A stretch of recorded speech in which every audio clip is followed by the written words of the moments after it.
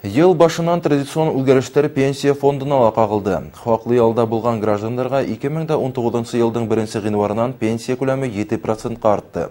Шулай ук колхоз, совхоздарга эшләп, эш стажы 30 елдан да кәм булмаган кешеләргә лә пенсия күләме арттырылды. Ошо хакта тулырак Башкортстан буенча пенсия фонды идаралыгының Баймак районы бүлекчәсе җитәкчесе Кәрим Баязитов интервьюында. 2019 елдың 1 гыйнварынан традициягә яраштырылучы пенсионный фонд эшләмәгән пенсионерларның пенсиясын арттырды. Быел арттыру 7,5% тәшкил итә. Һәм был өстәп түләү инде бөтен пенсионерларга бер эш түгел, индивидуаль дип әйтәйек инде, һәрберсенең күпме пенсия ала, шуны карап арттыру да төрле суммалар тәшкил итә. Индивидуаль һәрбер өчен аерым инде. Яңа федераль закон, үсүдә иленсе федераль закон үзгәсенә инде һәм эшләй башлады инде. Бага ярашлы без авыл хуҗалыгында 30 ел эшләгән һәм бүгенге көндә эшләмәгән һәм авыл җирендә яшәгән пенсионерларга өстәмә түләүләр түләй башлаган районнан башлап. Бүгенге көндә был пенсионерларның саны 1000-гә якын.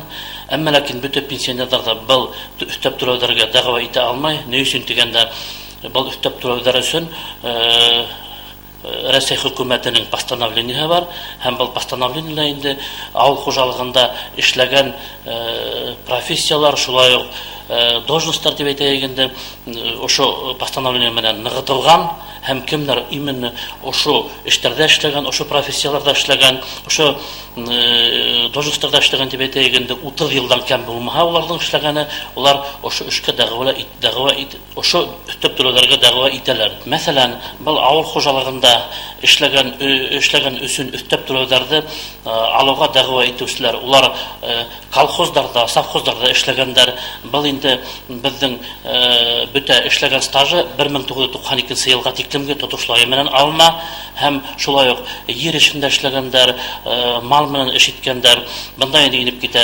колхозчылар, тракторист, комбайнерлар, дояркалар һәм мал караган эшчеләр дә инеп китә инде. Менә ошолар, әгәр дә үзенең ошо эштә эшләгән стаждары 30 елдан кем булмаһа, ошо өстәп түләүләргә улар дәгъва итә. Бу өстәп түләүләрне без 1 гыйнвардан түләй башладык һәм әлеге көндә дә без пенсионерларны кабул итәбез. Әгәр дә өстәп тикшерергә, стажны тикшертергә шулай ук һәм дә каратырга теләүчеләр булса, без уларны көн һайын кабул итәбез һәм уларны көтеп калабыз.